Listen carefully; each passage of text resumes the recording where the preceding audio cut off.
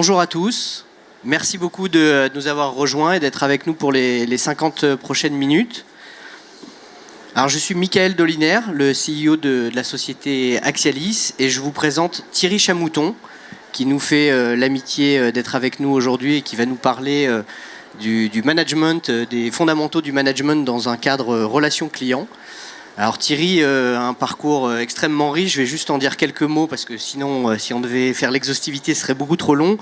Mais Thierry a été entre autres directeur de la relation client et des relations sociales dans le groupe Canal+.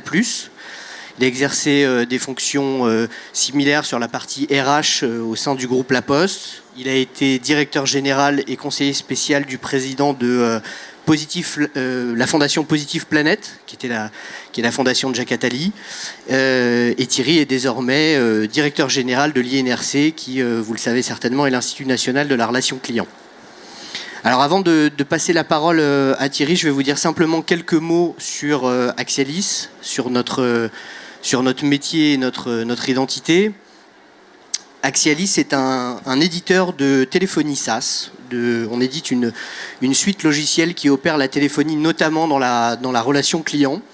On a un historique d'opérateurs télécoms. On est devenu opérateur il y a une vingtaine d'années à l'ouverture du marché à la concurrence en France.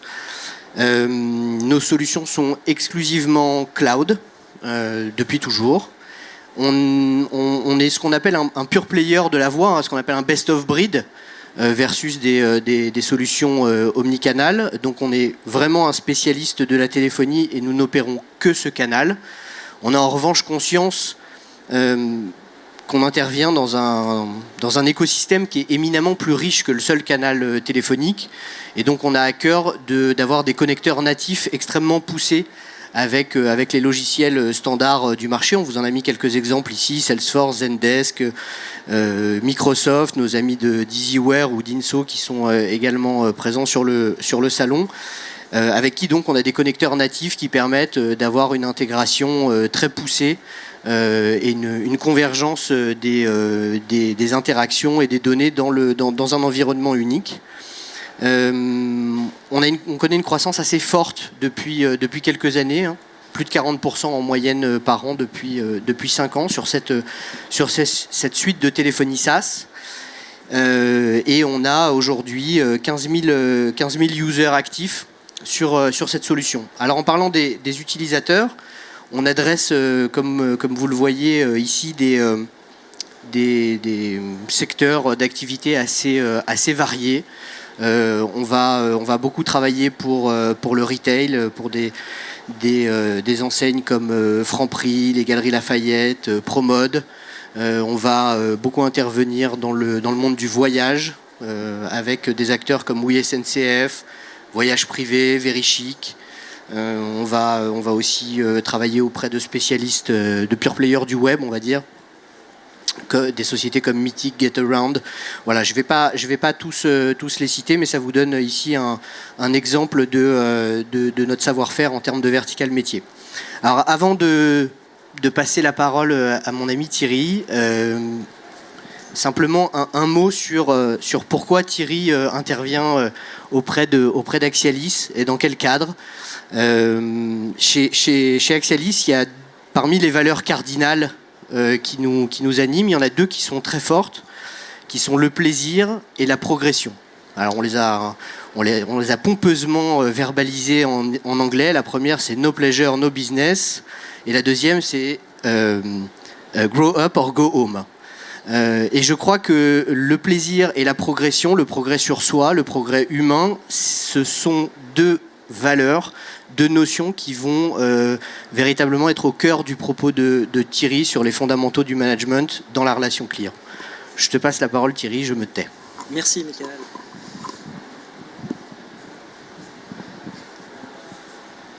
Alors bonjour à tous, je vous remercie d'être dans la salle. Je voulais saluer particulièrement quelques têtes connues et reconnues d'ailleurs. Si vous voulez être là de façon anonyme, c'est raté.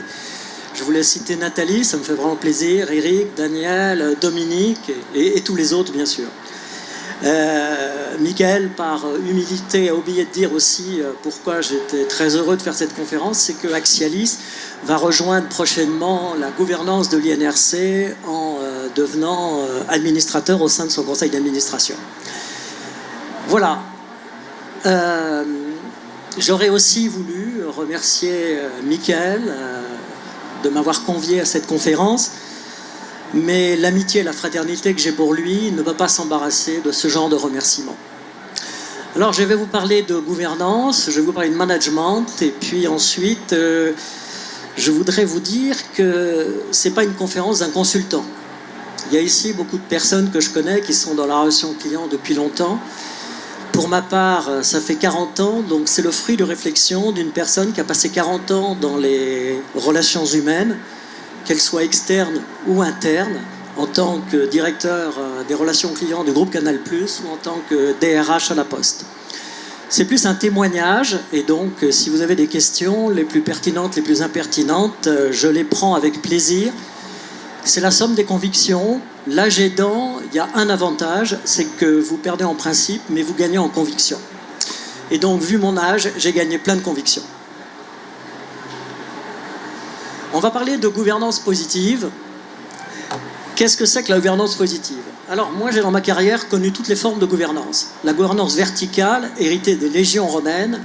Je suis le chef, je commande, vous obéissez, et si vous n'êtes pas content, vous disparaissez. Inutile de vous dire qu'aujourd'hui, ça a tenu 700 ans dans l'histoire de Rome, mais c'est fini, ça ne marche plus, ça n'existe plus. Si vous avez un chef qui vous dit « je commande et tu obéis », je vous conseille vivement de changer de boîte. Après, j'ai eu la chance de connaître dans les ONG internationales la gouvernance horizontale. Une personne, une voix, tous des chefs. Il y a juste un problème, c'est que dans ce genre de gouvernance, vous ne prenez aucune décision parce que vous n'avez envie de mécontenter personne.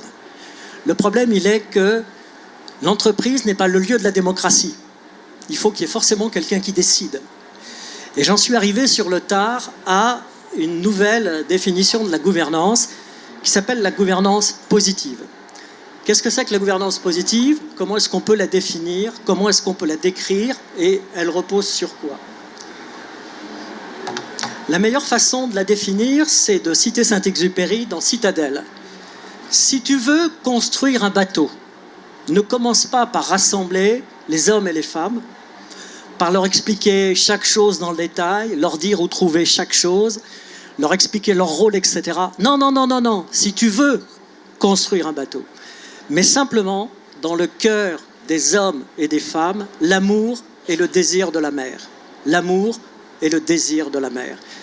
Retenez ça parce que vous verrez qu'à la fin de mon intervention, je me suis permis de la chamoutonner en remerciant Saint-Exupéry. Par avance. Qu'est-ce qu'elle signifie, cette expression? Deux choses importantes. Si vous voulez travailler dans une entreprise et avancer ensemble, vous devez avoir un projet commun. Un projet qui soit fédérateur. Et si vous voulez que ce projet marche, vous devez impérativement commencer par faire confiance à vos collaborateurs. Et je vais essayer de vous expliquer pourquoi. Tout ceci m'amène, avec le recul, après 40 ans de travail, à avoir forgé 10 convictions, et pas des principes, 10 convictions sur le management. La première conviction, elle peut vous paraître évidente, il y a une chose qui ne se délègue jamais, c'est l'exemple. C'est la règle d'or du management. Je vais vous expliquer pourquoi c'est votre intérêt d'être exemplaire. Pour une raison extrêmement simple. C'est que le manager est le modèle comportemental de son collaborateur ou de son conseiller client. Et le conseiller client se comporte avec son client comme son manager se comporte avec lui. Si vous lui laissez faire, si vous lui laissez de l'autonomie, si vous lui faites confiance, alors il aura une relation d'empathie et de confiance avec son client. Mais si vous l'emmerdez tous les jours avec des conneries, eh bien, je vous laisse deviner comment il se comportera avec son client. Donc, n'oubliez jamais que ce n'est pas difficile d'être exemplaire, c'est une nécessité de manager. C'est votre intérêt. C'est ce que j'appelle de l'altruisme rationnel. Vous avez intérêt à être exemplaire parce que comme ça, vos collaborateurs seront exemplaires avec leurs clients. Et si vous faites l'inverse, eh bien, ils feront l'inverse. Après, comme on est entre nous et qu'il y a des têtes connues, j'ai formalisé, lors du déjeuner que nous a offert Michael, deux règles d'argent. L'une est sous forme d'une équation. Alors, je l'ai mis là, vous allez la faire passer parce que je n'ai pas de paperboard. La deuxième, ou la première règle d'argent, c'est une équation qui dit D divisé par 2 égale B au carré. Ça veut dire simplement qu'une demi-décision égale bordel au carré. Vous devez prendre des décisions. Si vous devez manager des équipes, ils doivent être sûrs que le chef connaît le cap, comme dans le bateau. Il doit être sûr que le vent souffle là où il a dressé les voiles. Il doit être sûr qu'il sait où est-ce qu'il les embarque. Et si vous ne prenez pas de décision, alors vous allez arriver dans une situation complètement bordélique. Et la deuxième règle d'argent, qui peut s'exprimer différemment, mais qui n'est pas très éloignée de celle-là, que j'ai pu vérifier assez souvent, malheureusement, à mes dépens, c'est que tout objectif flou conduit irrémédiablement à une connerie précise. Tout objectif flou conduit irrémédiablement à une connerie précise. Eh bien écoutez, nanti d'une règle d'or et 2 règles d'argent, vous savez ce qu'il vous reste à faire dorénavant pour embarquer vos équipes sur votre bateau. Après, pourquoi la confiance est importante? D'abord, la confiance est une relation de pure réciprocité. On ne dit pas à votre collaborateur « fais-moi confiance ». Il faut déjà que vous lui fassiez confiance. Il y a une très belle phrase d'Ernest Hemingway qui dit, dans Le vieil homme et la mer, « La meilleure façon de savoir si tu peux faire confiance à quelqu'un, c'est de lui faire confiance ». C'est vrai, ça se mesure a posteriori. Mon expérience de 40 années fait que dans 99% des cas, j'ai eu raison de faire confiance aux gens. Le 1%, vous imaginez que c'est quand même très peu. Après, la confiance, pourquoi elle est importante? Parce que c'est l'émotion de la collaboration.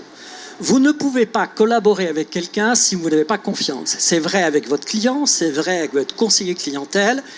Mais par contre, cette confiance, elle repose sur 3 piliers. La compétence.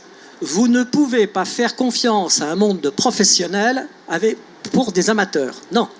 Il faut que vos collaborateurs soient compétents. Mais la compétence, c'est vous qui avez l'arme pour le faire. La formation, la responsabilisation, l'autonomie. Donc vous êtes responsable de cette compétence. L'intégrité. Vous n'en êtes pas responsable, mais si vous avez des gens qui, vous avez le sentiment ne sont pas intègres, alors mon conseil, sortez-les avant qu'ils vous déçoivent. La bienveillance. La bienveillance. Aujourd'hui, j'entends dire ces managers bienveillants, ce sont des bénis oui-oui. Eh bien, tous les cons qui pensent le contraire, j'espère qu'ils mourront dans leur tombe en ayant eu la certitude que pendant 40 années de leur job, ils se sont complètement plantés. Je revendique le droit d'avoir été un manager bienveillant. J'accepte qu'on dise « Chamouton, c'est un mec, il est trop gentil ». Ça ne me dérange pas qu'on dise que je suis trop gentil. Ça ne m'a pas empêché d'être un manager qui a piloté 5000 personnes chez Canal+, 180 000 personnes à la Poste, en ayant la réputation d'être un mec gentil. Le problème, c'est pas d'être gentil ou de pas être gentil. Le problème, c'est d'être vrai. Est-ce que vous êtes vrai dans ce que vous faites?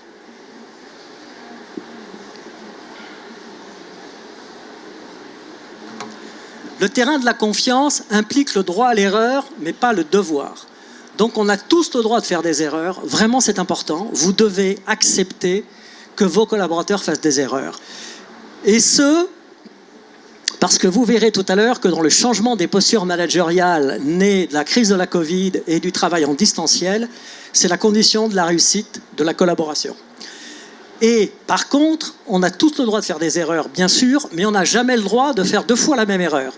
Et ce, pour 2 raisons importantes. La première, elle est la suivante. Si vous faites 2 fois la même erreur, c'est que vous n'avez rien appris et compris de la première, donc c'est relativement emmerdant. Ça veut dire que votre capacité de remise en cause est égale à 0. Et la deuxième raison, elle est pour le fun. Il y a tellement d'erreurs à faire que si vous faites 2 fois la même, c'est que vous n'avez rien compris parce que vous manquez singulièrement d'imagination. Faites-en une autre, s'il vous plaît, il y en a beaucoup à faire. La confiance, elle est importante parce qu'elle fait naître l'adhésion, parce qu'elle implique, en fait, dans un champ invisible de l'être, je suis là pour toi et tu es là pour moi. Donc il y a cette relation de réciprocité qui s'installe, et cette relation de réciprocité fait que même si c'est une formule qui a été galvaudée, en tous les cas elle est vraie, seul je ne peux rien faire. Tous ensemble, on peut tout faire, tout ce qu'on veut. Donc il vous suffit d'embarquer vos équipes avec un projet commun et avec une volonté de leur faire confiance a priori. Tout ça fait qu'aujourd'hui, avec la crise de la Covid, avec le travail en distanciel qu'on a tous vécu, j'ai une conviction aujourd'hui, c'est que le manager de demain doit être un manager. Il doit ménager ses collaborateurs. Il doit leur faire confiance, leur donner de l'autonomie. Il doit leur permettre de faire des réunions asynchrones pour que les gens, quand ils sont chez eux, vous n'avez pas l'intention de les déranger, d'être intrusif. On en parlait à table tout à l'heure avec une amie. Donc, c'est extrêmement important de ménager vos collaborateurs. Si vous voulez les embarquer dans un projet commun, si vous leur dites que vous leur faites confiance, donnez-leur une preuve de la confiance. C'est comme l'amour, il faut des preuves d'amour. Une preuve de confiance, c'est que vous devez les ménager. Vous devez être un manager. Et comment on peut traduire cette phrase aujourd'hui dans un univers anxiogène dans lequel on vit? Vous devez prendre l'inquiétude de vos collaborateurs et transformer cette inquiétude en confiance. Donc vous devez diffuser de la confiance et absorber de l'inquiétude. Je ne dis pas que c'est possible, mais je dis que c'est important. Pourquoi c'est important? Mais c'est votre intérêt là aussi, c'est de l'altruisme rationnel. On sait qu'un salarié sur deux, vous vous rendez compte, un salarié sur deux ne quitte pas son emploi, il ne quitte pas son entreprise, il quitte son manager. Et pour ceux qui seraient des financiers pas encore convaincus que j'ai complètement raison par rapport à ça, quand vous savez que le coût d'un turnover représente 20% du salaire annuel d'un collaborateur, eh bien, s'il y en a 5 qui ne sont pas partis, vous avez gagné un salaire, un poste, un équivalent temps plein. C'est assez simple à la vie, hein.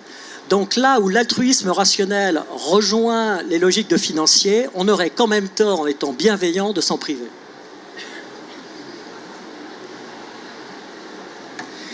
Après, j'ai été opérationnel, je crois beaucoup aux opérationnels. La règle de base, elle est très simple. C'est René Char qui l'a définie dans un poème, c'est dans Rougeur dans les feuillets d'Hypsno, celui-là, qui dit, en fait, vous devez agir à primitif et penser en stratège. Vous devez réfléchir avant d'agir, mais une fois que vous avez agi, décidé, vous ne revenez plus en arrière. Mais vous devez agir. J'entends des gens qui disent « moi j'habiterai en théorie ». Oui, en théorie, tout se passe bien. Le problème, c'est que la théorie, ce n'est pas un pays, il n'y a pas de passeport. On est tous dans la pratique. Eh bien, dans la pratique, la vraie stratégie, c'est le mouvement. Parce que seul le mouvement permet de tenir en équilibre. Tout le monde a fait du vélo, tout le monde a essayé d'en faire. La meilleure façon de tenir debout sur sa bicyclette, c'est de pédaler. C'est le mouvement qui crée l'équilibre. Ce n'est pas le statique. C'est le fait de bouger, le fait de décider, le fait d'avancer, le fait de fédérer, le fait d'embarquer ces équipes. Vous devez être en mouvement. Parce que si vous ne l'êtes pas, le monde change, et ben vous resterez de l'autre côté de la barrière du mouvement et du changement. Et ça, je peux vous assurer, c'est ennuyeux. Après, vous êtes des managers, vous êtes des décideurs, donc tranquillisez-vous, ne pleurnichez pas. La difficulté n'est jamais une excuse. Jamais. C'est une exigence. Si vous êtes à votre poste, c'est qu'on vous fait confiance, et on a raison de le faire. Et si on vous fait confiance, eh bien vous devez démontrer que vous êtes à la hauteur de la confiance, puisque, comme je l'ai défini tout à l'heure, c'est une relation de pure réciprocité. Votre pouvoir, il est grand, il est immense. C'est déléguer, faire confiance, responsabiliser, impliquer toutes les parties prenantes, tout votre écosystème. Les partenaires sociaux, les prestataires, les fournisseurs, tout le monde doit avancer dans le même sens pour construire ce bateau. Votre devoir, c'est de valoriser vos équipes, vos collaborateurs, de les engager, de les faire exister et de leur dire que vous leur faites confiance. Et pourquoi c'est important ça? Il y a une règle d'or dans la relation client. Des collaborateurs heureux font des clients heureux. Mais l'inverse n'est pas toujours vrai. Donc, si vous voulez que vos clients soient contents, commencez déjà par faire en sorte que vos collaborateurs le soient. Après, on a vécu tous une période difficile qui s'appelle la crise de la Covid, qui a fait que 90% de nos effectifs se sont retrouvés du jour au lendemain chez eux, en distanciel. Alors, il y avait tous les anciens qui disaient « je vais manager en présentiel comme je manage en distanciel ». Zéro pointé. Vous ne pouvez pas manager de la même façon des gens que vous avez tous les jours avec vous et des gens que vous avez tous les jours par écran.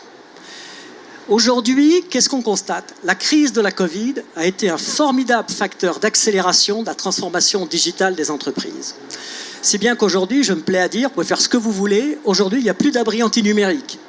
Vous êtes touché où que vous êtes, même dans cette salle, par vos smartphones, avec des SMS qui arrivent, des trucs. Il n'y a plus d'abri antinumérique. Donc comme il n'y a plus d'abri antinumérique, c'est la nécessité de digitaliser. Mais attention, la digitalisation, elle relève d'une profonde transformation de l'entreprise. Et pour que l'optimisation de la valeur créée des processus que vous avez digitalisés soit efficace, il impose que vous changiez radicalement de posture managériale. Ce qui a existé dans le passé était bien, mais ne marche plus aujourd'hui. Comment est-ce qu'aujourd'hui, vous devez être des managers? Sur quelle posture managériale? Hier, on vous disait, il faut faire mieux. Votre patron vous disait, le budget doit être supérieur, le chiffre d'affaires doit être supérieur, la croissance doit être supérieure, les débitats doivent être supérieurs. Ça doit être mieux que l'année dernière. Aujourd'hui, vous devez faire bien, vous devez faire vite. Les cycles de développement sont de plus en plus courts, les expérimentations de plus en plus nombreuses. Et vous devez privilégier la rapidité de l'action à la perfection du résultat. Multiplier les domaines d'expérimentation sur des cycles plus courts, sur des zones financières moins risquées, c'est la condition de pouvoir embarquer vos managers dans des processus de coopération et de collaboration du digital. Avant, on vous disait, il faut maîtriser tout, tes managers, tout est sous contrôle, chef. Oui, oui, tout est sous contrôle, tu parles. Maintenant, je vous dis, lâchez prise. Lâchez prise. Vous ne pouvez pas tout contrôler. Quel est celui dans la salle qui avait prévu qu'il y aurait une crise de la Covid? Quel est celui dans la salle qui aurait prévu qu'elle durait 18 mois? Quel est celui dans la salle qui aurait prévu que bientôt, avec le nouveau président, on mettra tous un masque? Personne, moi non plus. Donc aujourd'hui, vous devez lâcher prise, vous devez accepter le droit à l'erreur, vous devez multiplier les expérimentations. La hiérarchie versus les réseaux. Aujourd'hui, la hiérarchie, c'est fini. Les réseaux. Vous devez aujourd'hui passer d'une logique de silo à une logique de réseau où la culture et l'information circulent librement, rapidement. Vous devez passer d'une culture go digital à une posture bi-digital. Je suis digital. Si je suis digital, eh bien, je travaille avec les réseaux. Vous devez accepter que le manager soit jugé sur sa capacité à pouvoir agir en transverse et pas, comme les légions romaines avec la tortue, sur uniquement sa ligne hiérarchique. Il agit en transverse. Donc il peut avoir autorité ou fédérer des équipes qui ne dépendent hiérarchiquement absolument pas de lui. La hiérarchie est morte, vive les réseaux. La planification versus la sérendipité. Alors je vois tout le monde va sortir son portable en disant qu'est-ce que c'est que la sérendipité? Très simple, c'est la capacité qu'a un individu à découvrir les choses par hasard. Plus vous faites d'expérimentation, plus vous avez les chances de trouver des choses par hasard. Après, il faut ajouter aussi extrêmement rapidement et de s'en servir. C'est ça le plus intelligent, c'est pas de découvrir, c'est de se servir de ces découvertes pour qu'elles servent. Pour les autres, c'est encore mieux. Donc la planification est morte. Aujourd'hui, moi j'ai la chance d'intervenir auprès de plusieurs entreprises et d'en avoir beaucoup au sein de l'INRC. Eh bien on s'aperçoit qu'il y a des grandes entreprises qui sont en train d'exécuter leur budget 2019. 2019. C'est-à-dire qu'ils ont recommencé l'histoire à l'envers. On est en 2022, mais comme le budget 2019 n'a pas pu avoir lieu parce qu'il était prévu dans le sacro-saint plan à long terme, accepté, voté par les administrateurs, on exécute le budget 2019. Non mais quelle connerie! Non mais attendez, on est en 2022, on va s'effectuer un budget 2019 en 2022? Non mais arrêtez, ça n'a plus aucun sens. Vous devez donc considérer aujourd'hui que la planification est morte. Regardez juste une chose qui vient de nous percuter. Guerre en Ukraine. Tous les gens qui avaient prévu des budgets d'achat de matières premières, elles sont tous à la hausse de 30%. Qu'est-ce qu'on fait? On refait le budget, on répercute les 30% sur les prix des produits sur les consommateurs qui ne les achèteront pas? Non mais attendez, arrêtez de réfléchir dans 10 ans. Il n'y a qu'une chose qui est sûre, c'est que dans 20 ans ou 100 ans, on sera tous morts. Ça, c'est la vérité. Maintenant, à court terme, qu'est-ce qu'on fait? On s'adapte, on est agile, on expérimente, on tire les leçons des expérimentations et on découvre par hasard. Et on est dans le mouvement.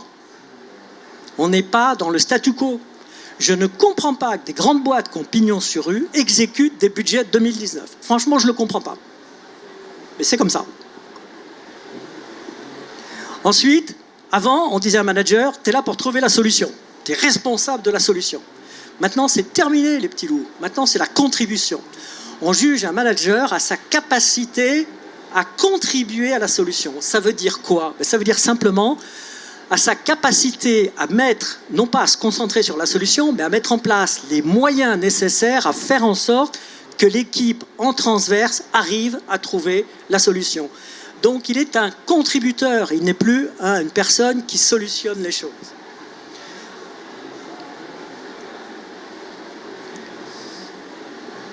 Alors, l'équation des services clients, même s'il y a eu la Covid, reste la même. Première partie de l'équation, comment augmenter la satisfaction des clients? Tous les services clients doivent avoir, je m'excuse de vous le dire, messieurs les professionnels, 100% de qualité de service. Je ne connais pas quelque chose en dessous de 100%. Un client vous appelle, vous répondez. Non, mais attendez. Non, avant on disait l'optimum économique, c'est 85% de qualité de service avec une... Non, c'est fini, 100%. Et ce, de façon omnicanale. Vos clients sont des Atawad. Ils appartiennent à la tribu des Atawad, c'est-à-dire qu'ils sont connectés anywhere, anytime, any device. Vous devez répondre instantanément, quel que soit le canal de contact, à 100% de vos clients. Le prix de la satisfaction est à ce prix. Et par ailleurs, s'il n'est pas content, il ira chez votre concurrent. Vous devez ensuite lui donner toute envie de demeurer client. C'est ce qu'on appelle la rétention ou la durée de vie du client dans le portefeuille. Chez Canal, on a été des spécialistes de ça, et moi en particulier, puisque j'ai eu la noix d'honneur du canard enchaîné, puisque je continuais à prélever des abonnements à un mec qui était mort depuis 5 ans. Bon, voilà, c'est pas brillant, mais je suis ravi d'avoir eu la noix d'honneur dans le canard enchaîné. Après, il ne faut jamais l'avoir 2 fois, parce que si on l'a 2 fois, vous avez votre lettre de licenciement de votre patron qui va avec. Mais une fois, ça fait plaisir. Continuer de faire plus avec moins, donc ça, c'est la logique des financiers. Comment est-ce que, avec l'optimisation, on diminue le coût de gestion par abonné? Donc là, tout le monde est content, plus de satisfaction, plus de clients dans le portefeuille, et puis moins de coût de gestion par abonné. Sauf qu'on a oublié la 4e partie de l'équation, et qui est la plus importante. Que ceux qui sont le plus mis à l'épreuve, c'est-à-dire les conseillers clients, ceux qui sont au contact du client, ils trouvent leur intérêt. C'est ce qu'on appelle la symétrie des attentions. Vous devez aujourd'hui faire en sorte que vous ayez un alignement parfait entre la promesse que vous faites à votre client et la promesse que vous faites à votre collaborateur. S'il y a un écart entre les deux, vous revenez sur la partie de l'équation que je vous ai montrée. Des conseillers clients heureux sont des clients heureux, mais ça ne marche pas dans l'autre sens. Il faut vraiment vous mettre ça en tête. Donc si vous voulez que vos clients soient heureux, faites en sorte que vos collaborateurs le soient déjà en premier.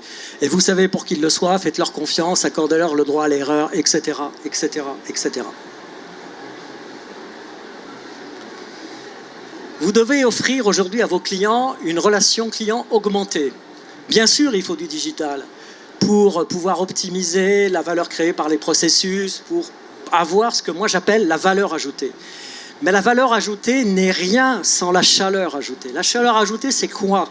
C'est simplement l'humain qui apporte de l'authenticité, de la bienveillance, de la confiance, qui crée le lien social. La chaleur ajoutée est plus importante que la valeur ajoutée. Parce que la chaleur ajoutée crée la confiance, et la confiance, comme je vous l'ai montré tout à l'heure, est l'émotion de la collaboration. Je suis là pour toi, tu es là pour moi. Et si vous faites ça, vous ferez du business fructueux et de long terme. Mais dans ce nouvel équilibre entre valeur ajoutée et chaleur ajoutée, ma conviction de vieux monsieur, c'est que le don doit toujours passer avant les données. Vous devez toujours choisir l'humain. Vous devez toujours choisir l'humain. Après, vous êtes tous les acteurs d'une chaîne de création de valeur et de chaleur ajoutée.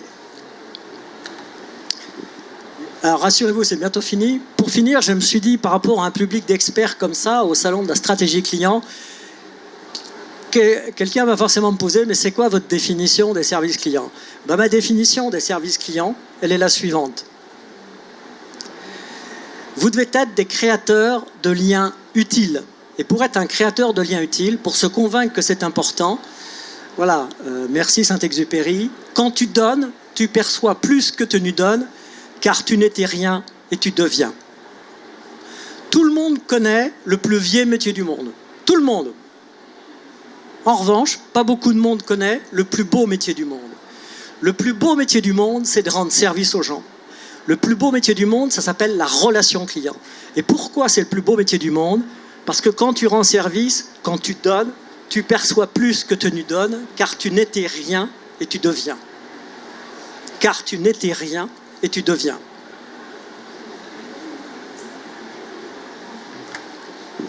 Alors, Ah non, mais je suis très en avant, je pourrais prendre des questions. Donc, pour essayer d'être cohérent et finir un peu ces slides, j'ai chamoutonné la phrase de Saint-Exupéry. Si tu veux diriger un centre de relations clients, si tu veux travailler dans la relation client, ne commence pas par rassembler tes conseillers clients pour leur donner des ordres, leur expliquer chaque consigne, leur dire où trouver chaque procédure. Non, non, non, non. Si tu veux diriger un centre de relations clients, mets simplement dans le cœur des conseillers clients l'amour et le désir du client. L'amour et le désir du client. Voilà, merci de votre attention. J'espère que vous êtes tous convaincus et je prends toutes les questions les plus impertinentes d'abord parce qu'elles sont plus séduisantes et les plus pertinentes après parce qu'elles sont rassurantes.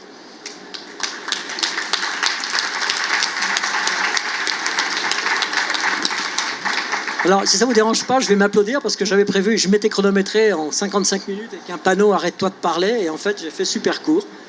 Donc, c'est super, je peux prendre des questions s'il y en a.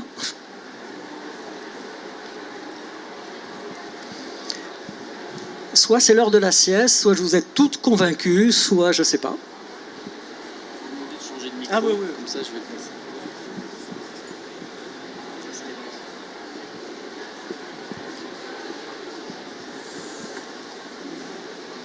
Bah oui. Si vous présentez et parlez bien dans le micro. Merci beaucoup. Ah, super. Merci, c'était Ah, génial. Regarde. Merci. Enfin, ce que je peux t'assurer simplement, c'est que j'ai travaillé comme ça pendant 40 ans. Ça marche. J'avais un patron qui ne m'a jamais posé chez Canal la question de savoir si ça allait ou pas. Chaque année, je venais lui apporter 350 millions d'EDIBITDA purs. D'où est-ce qu'il sortait? Il sortait de la capacité des 1500 conseillers clients de Canal+, d'avoir passé le churn de 12% à 5%. 7 points d'écart. Un point de churn chez Canal, 50 millions d'euros. 7 x 5, 35. 350 millions d'économies. Simplement en variabilisant le salaire des gens, en augmentant les salaires fixes et variables, et en leur disant que c'est eux qui avaient le rôle le plus essentiel. En embarquant 1500 personnes dans la cathédrale des services clients de Canal+, ça rapportait chaque année, dans les comptes de Canal+, 350 millions d'euros. Quand tu as un patron qui est un pur financier, il se fout de savoir comment tu as fait pour y arriver. La seule chose qui l'intéresse, c'est le résultat. Quand tu viens chez ton boss avec un EDIBITDA de 350 millions d'euros, tu sors avec un chèque d'1 million d'euros de part variable à distribuer à ton codir. Point. Choisis ton camp, camarade. Oui. Bonjour, je suis la Nathalie du démarrage. Oui, Et sur Canal+, j'ai pas de sujet. Et par contre, à la Poste, parce que augmenter les salariés, les faire progresser dans un cadre public très contraint, et je sais de quoi je parle, comment tu as pu faire? Alors, déjà, première réponse de défausse de focus, c'est que j'étais pas en relation client, j'étais DRH. Mais tu me diras, c'est pas une vraie réponse. La problématique de la Poste, elle était extrêmement compliquée puisque c'était la chose suivante. Comment vous expliquer à des collaborateurs que voilà une entreprise qui pendant 5 ans va perdre 30% de son chiffre d'affaires, 5% de volume par an, c'était à l'époque la trajectoire. Aujourd'hui, je vous signale qu'en 2020, ils ont perdu 19% de volume de courrier. Sachant que pour le coup, un point, c'est 100 millions d'euros. Un point, c'est 100 millions d'euros de volume de courrier. Donc, quand vous prévoyez d'en perdre 5% par an, ça fait 500 millions. Comment est-ce que, avec un modèle social qui garantit l'emploi à vie, comment est-ce que vous faites pour embarquer des gens? Alors, la première règle, elle est la suivante. Quand tu veux conduire le changement, il faut que tu aies un tiers de gens favorables, un tiers de gens à convaincre que c'est leur intérêt et la nécessité de pouvoir le faire, et un tiers de gens qui, de toutes les façons, sont hostiles à tout changement, à tout mouvement, à toute modification. Quand j'ai commencé ma première négociation sociale à la Poste, j'avais un monsieur qui était délégué syndical permanent Sud qui est fort connu puisqu'il s'est présenté 3 fois aux élections présidentielles avec un succès que nous connaissons tous, et qui m'avait dit Monsieur Chamouton, vous nous expliquez qu'on va perdre 5% de volume de courrier sur 5 ans, c'est-à-dire 30%. Je conteste formellement votre analyse puisque, en fait, ce n'est pas 30%, c'est 28%. Après l'avoir remercié de la pertinence de ses calculs statistiques et mathématiques, je lui ai dit que ça ne changeait rien à ma démonstration et il m'a répondu la chose suivante, c'est pour répondre à ta question. De toutes les façons, vous venez d'arriver, donc vous êtes excusable, puisque vous avez 2 jours d'ancienneté. Je vois mon ami Daniel qui va bien reconnaître là. C'est que la Poste a été créée par une ordonnance royale de Louis XVI en 1171. Elle a passé tous les conflits, elle passera celui-là aussi. Ce en quoi je lui ai répondu, écoutez, je ne suis pas historien, je suis simplement humain, et donc je peux simplement vous annoncer que Louis XI est mort. Bon, il a pris son cartable, il est parti, il n'est jamais revenu. Ceci pour dire que ce modèle que j'ai défini, il a besoin de quelques distorsions. L'explication est la suivante. Quand tu veux conduire le changement, là on est plus dans le changement et la transformation, il faut qu'il y ait une personne sur 3 contre toi. Le modèle de la Poste, à l'époque, quand moi j'y étais, c'était 1 sur 2 qui était contre. La représentation syndicale de la Poste est extrêmement forte. Il y a 70% de personnes qui votent, donc c'est plutôt assez remarquable comme exercice du droit syndical et démocratique dans une entreprise. En revanche, il y a 49% des gens qui sont plutôt du côté du fait qu'il faut maintenir le statu quo. Et donc ça, c'est extrêmement difficile de faire bouger les lignes. Néanmoins, comment on a fait bouger les lignes ? D'abord, on a pratiqué les règles de mobilité. Les règles de mobilité intense, c'est-à-dire que l'entreprise a été la première entreprise française à créer des mécénats de compétences pour pratiquement ses cadres et ses cadres dirigeants, puisqu'il y avait jusqu'à 500 personnes qui étaient en mécénat de compétences. Le mécénat de compétences, c'est vous êtes détaché de votre entreprise, vous travaillez pour une entreprise dans le secteur de l'économie sociale et solidaire, et vous apportez vos compétences à des jeunes qui ont besoin d'être encadrés pour exercer librement leur générosité et leur responsabilité.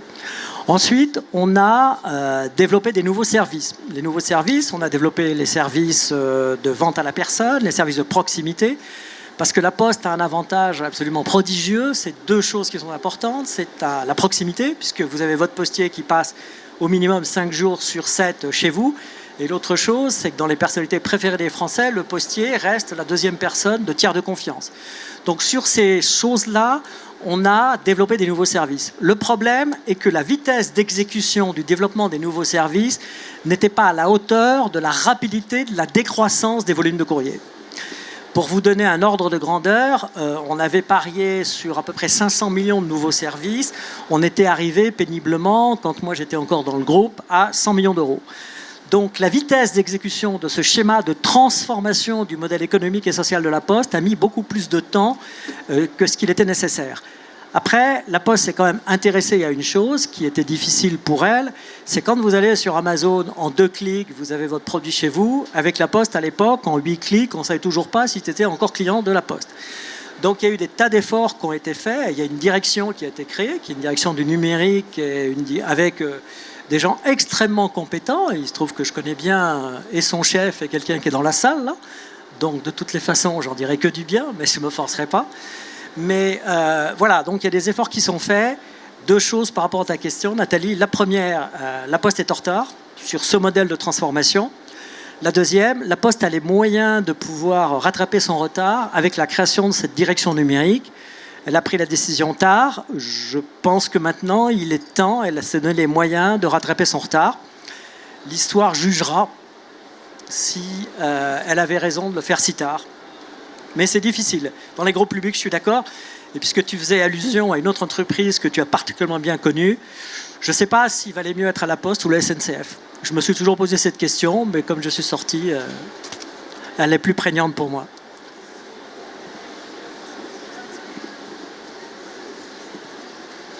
Bon, est-ce que je désigne quelqu'un qui pose une question ou... Non ? Moi j'ai une question pour la salle, Thierry, si tu me permets. Vas-y, au contraire. Moi je voudrais savoir qui dans la salle a l'impression de travailler dans une organisation où les fondamentaux du management que Thierry nous a décrits sont parfaitement ou presque appliqués.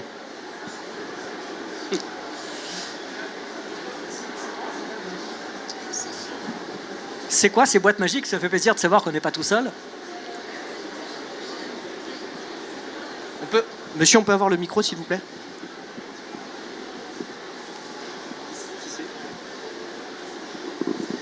Voilà, bonjour à tous. Donc je disais, nous on travaille chez DogChef, qui est une petite start-up qui fait de la nourriture fraîche pour chiens. Et pour le coup, on est une boîte de jeunes. La moyenne d'âge, on tourne autour des 30 ans. Ça a été créé il y a 5 ans. Et donc voilà, j'avais 25 ans et on avait quasi tous 25 ans quand on a créé nos départements. Et donc moi je m'occupe du département service client. Et c'est vrai que c'est les valeurs sur lesquelles je me suis basée, mais sans savoir que d'autres le faisaient.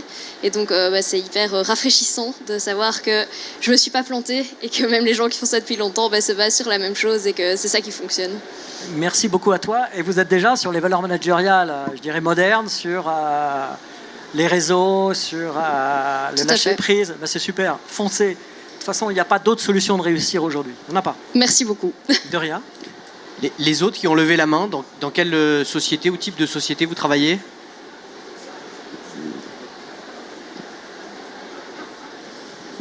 Bonjour, moi je travaille dans une vieille maison qui s'appelle Audience, qui est un groupe de protection sociale, oui. Que vous connaissez sûrement. Je ne suis pas encore emparié, mais ça va venir. Et effectivement, c'est une vieille maison qui a été créée initialement après la guerre, puisque les groupes de protection sociale accompagnent les entreprises et les salariés de la culture. Et c'est vrai qu'on a cette culture managériale et qu'on a pu démontrer notre capacité à nous transformer avec la crise du Covid. Et après, on est 500 collaborateurs. Donc, je ne pourrais pas te dire que tous les managers embarquent à 100%, mais globalement, ce sont nos valeurs et on peut être fiers de bosser pour cette boîte. Bravo, continuez, on restera à votre écoute.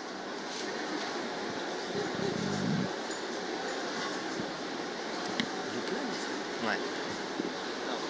Alors du coup, à la question, il y a peut-être 10-15% d'entre vous qui avaient levé la main. Tous les autres, vous avez l'impression que vous êtes dans des structures où ce sera impossible de déployer ça à court ou moyen terme, où il y en a qui pensent que vraiment on peut agir au sein de l'organisation pour influer dans ce sens-là. Levez la main, peut-être ceux qui le pensent, qui pensent que à la lumière de tout ce que Thierry nous a expliqué, vous allez avoir un impact positif de retour au bureau dès demain. Moi, je voudrais vous donner un message rassurant pour ceux qui ne veulent pas répondre, ceux qui ne peuvent pas répondre ou ceux qui pensent qu'ils ne peuvent pas le faire. Quand moi j'ai fait ça, les conditions du succès, c'est quoi? Une formidable équipe autour de soi. J'avais 5 hommes, 5 femmes, parité égale. Les hommes et les femmes étaient payés de la même façon, égalité professionnelle parfaite, et des gens hyper compétents. On aurait pu penser un seul problème, c'est que mon manager au-dessus, qui était quand même le président, donc c'est pas n'importe qui, lui, c'était pas son modèle managérial. Mais comme je vous l'ai expliqué tout à l'heure, c'est pas le sujet. Le sujet, c'est votre pouvoir de conviction, votre pouvoir d'entraînement de vos équipes, et vous êtes jugé, vous, sur des résultats que vous offrez à votre manager général, président. Le président m'avait dit, les services clients, c'est 100 millions de résultats nets. T'en apportes 350 millions. Comment veux-tu qu'un mec intelligent, sensé, aille engueuler un mec qui manage par confiance, par bienveillance, par implication, par motivation, quelqu'un qui lui amène 250 millions de plus que ce qu'il a demandé? Après, il aurait pu me demander, mais comment vous faites que tout canal fasse pareil? Bon, il n'a pas fait ça, c'est son problème, c'est pas le mien. Le mien, c'était vis-à-vis de mon équipe qui faisait quand même 5000 personnes, c'était de faire en sorte que tout le monde connaissait les valeurs du groupe, tout le monde connaissait les objectifs des services clients, et tout le monde avait dans la tête que 100% de clients satisfaits, c'est 100% de clients qui restent chez Canal pendant 20 ans. Voilà. Donc vous n'êtes pas obligé d'avoir des boss qui soient en parfaite adéquation avec ce que vous pensez. Vous devez simplement vous dire, lui, il a un logiciel financier dans la tête, comment est-ce que je réponds à ça? C'est tout? Vas-y. Oui, bonjour. J'ai une question. Quand on externalise une partie de son activité, comment on peut déployer cette méthodologie ou en tout cas en faire une union? Alors, d'abord, c'est une très bonne question parce que j'ai fait ça, moi. J'avais 1500 personnes en interne, dans des centres internes, et j'avais 3500 personnes en externe. Quand tu parles de la relation client de Canal, c'est les 5000 personnes, c'est pas les 1500 internes, ça n'a aucun intérêt. Pour une raison assez simple et assez pratique, c'est 5000 personnes qui tous les jours disent « Canal Plus, bonjour, Canal Plus vous remercie d'avoir appelé ». Et que personne va te dire « Au fait, vous êtes centre interne ou centre externe ?» Puisque le client, par principe, se fout de savoir si tu es interne ou externe. Ce qu'il veut, c'est la bonne réponse, la première fois, le once and done, et sur quelqu'un qui est compétent. C'est ça. Bon. Donc, qu'est-ce qu'on a fait? La première chose, on a assuré la formation. La deuxième chose, on les a complètement canalisés en termes de Google. Tous les centres internes de nos partenaires, et pas de nos prestataires, étaient t-shirt Canal, embarqué Canal. Ensuite, il y avait une visite d'un de mes collaborateurs toutes les semaines chez ses partenaires, un comité de pilotage tous les mois et un comité stratégique 2 fois par an auquel je participais. Enfin, on les a incentivés, parce que là encore, la finance a des bons côtés, c'est de leur dire, on va faire un baromètre de satisfaction client, vous avez un minimum qui est requis, qui est de 85% de satisfaction des clients. Au-delà, vous avez des paliers de gratification financière. Comme c'est leur raison d'être et leur raison de vivre aussi, puisque c'est des gens qui travaillent avec des marges à l'époque qui étaient entre 3 et 5%. Maintenant, ils se sont bien redressés, puisqu'ils sont plutôt sur des marges entre 5 et 10%.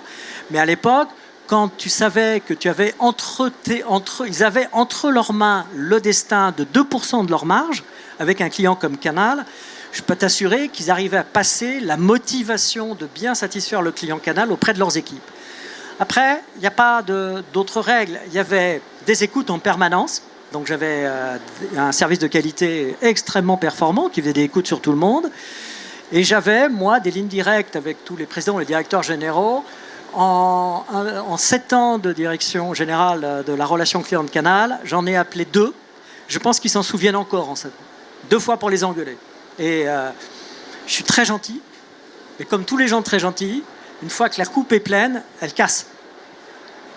Donc voilà, j'ai prévenu quelqu'un qu'il avait 6 mois pour redresser, que le protocole de décroissance, je le signais le jour où je l'avais averti, que ce protocole se ferait sur 8 mois, de façon à ce qu'il puisse reconvertir ses centres, parce que j'avais une responsabilité sociale, mais que de toutes les façons, s'il continuait à ne pas traiter comme je souhaitais mes clients, qui étaient devenus les siens par un simple contrat, alors dans 6 mois, il n'était plus avec Canal+.